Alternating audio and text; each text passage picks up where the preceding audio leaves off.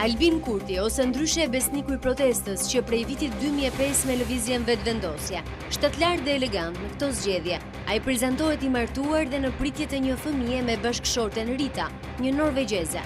Kurti mbahet mend nga të gjithë si studenti rebel i cili drejtoi Unionin e Pavarur të Studentëve të Universitetit të Prishtinës në gusht të 1997 në një rezistencë kundër regjimit të Milošević. Në vitin 1999, Kurti, 23 vjeç, arrestohej dhe burgoset në Serbi, u dënua me 15 vite burg.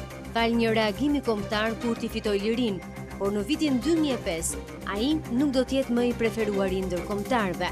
Pas zgjerimit të Kosovës, Albin Kurti shpall lëvizjen vetëvendosje në 12 qershor 2005.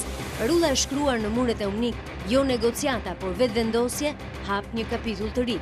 Negociatat sipas Kurtit e vënë në kompromis lirinë. Ai është i vetmi politikan që kërkon bashkim kombëtar. Albin Kurti të krijon idenë se është kundër të gjithëve.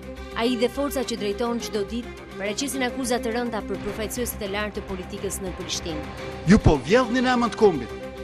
Albin Kurti nuk beson tek bisedimet me Serbinë. Ka një perceptim të përgjithshëm se diplomacia i qëndron larg liderit të vetëvendosje.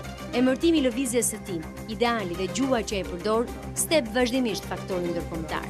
Në zgjedhjet lokale vetëvendosje mori Prishtinën me Shpenda Metin, një trofe për vetëvendosje, por një dilemë për pjesën tjetër, e cila pyet se si do të ndërtohet një qytet që nuk bisedon me fqinjin, që nuk ka fonde por vullnetarizëm.